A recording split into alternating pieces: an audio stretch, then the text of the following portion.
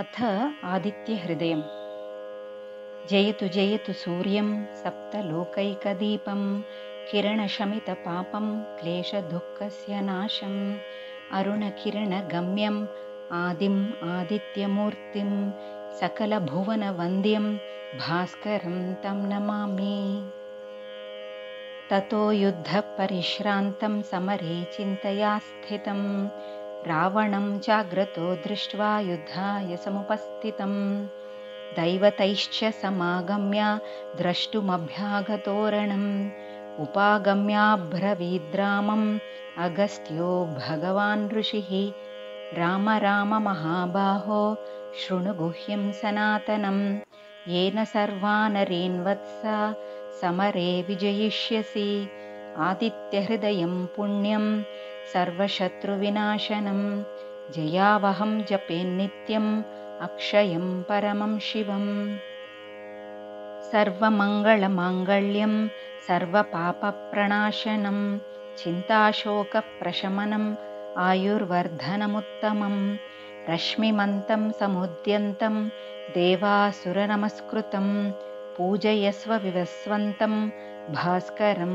भुवनेश्वरं सर्वदेवात्मको ह्येष तेजस्वी रश्मिभावनः एष देवासुरगणान् लोकान् पाति गभस्तिभिः एष ब्रह्मा च विष्णुश्च शिवस्कन्दः प्रजापतिः महेन्द्रो धनदः कालो यमः सोमो ह्यपाम्पतिः पितरो वसवः साध्या ह्यश्विनौ मरुतो मनुः वायुर्वह्निः प्रजाप्राण ऋतुकर्ता प्रभाकरः आदित्यः सविता सूर्यः खगः पूषा गभस्तिमान् सुवर्णसदृशो भानुर्हिरण्यरेता दिवाकरः हरिदश्वसहस्रार्चिः सप्तसप्तिर्मरीचिमान् तिमिरोन्मथनः शम्भुः त्वष्टा मार्ताण्ड अंशुमान् हिरण्यगर्भः शिशिरस्तपनो भास्करो रविः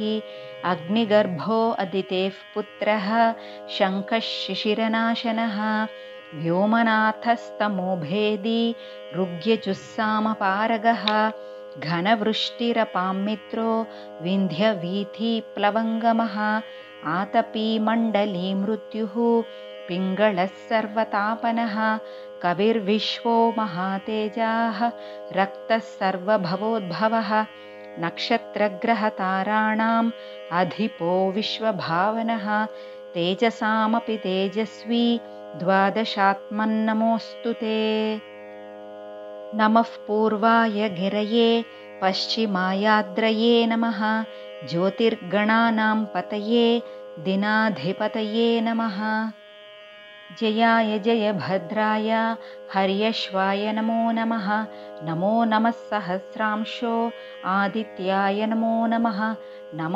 उग्राय वीराय सारङ्गाय नमो नमः नमः पद्मप्रबोधाय मार्ताण्डाय नमो नमः ब्रह्मेशानाच्युतेशाय सूर्यायादित्यवर्चसे भास्वते सर्वभक्षाय रौद्राय वपुषे नमः तमोघ्नाय हिमघ्नाय शत्रुघ्नायामितात्मने कृतघ्नघ्नाय देवाय ज्योतिषां पतये नमः तप्तचामीकराभाय वह्नये विश्वकर्मणे नमस्तमोभिनिघ्नाय रुचये लोकसाक्षिणे नाशयत्येष वैभूतं तदेव सृजति प्रभुः पायत्येष तपत्येष वर्षत्येष गभस्तिभिः एष सुप्तेषु जागर्ति भूतेषु परिनिष्ठितः एष एवाग्निहोत्रञ्च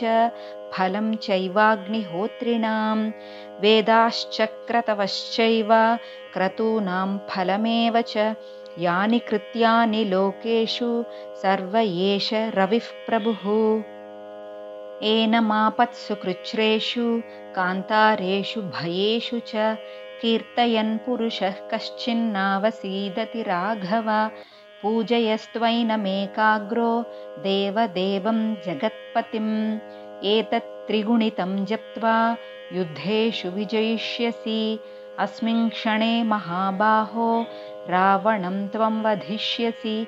एवमुक्त्वा तदागस्त्यो जगाम च यथागतम्। एतत् श्रुत्वा महातेजा नष्टशोको भवत्तदा। धारयामास सुप्रीतो राघवः प्रयतात्मवान्। आदित्यं प्रेक्ष्य जप्त्वा तु परं हर्षमवाप्तवान्। त्रिराचम्य शुचिर्भूत्वा धनुरादाय वीर्यवान्। रावणं प्रेक्ष्य हृष्टात्मा युद्धाय समुपागमत्। सर्वयत्नेन महता वधे तस्य धृतो अभवत्। अथ रविरवदन्निरीक्ष्य रामं मुदितमनाः परमं प्रहृष्यमाणः। निशिचरपतिसंशयं विदित्वा सुरगणमध्यगतो वचस्त्वरेति। भानो भास्करमार्ताण्ड चण्डरश्मै दिवाकर।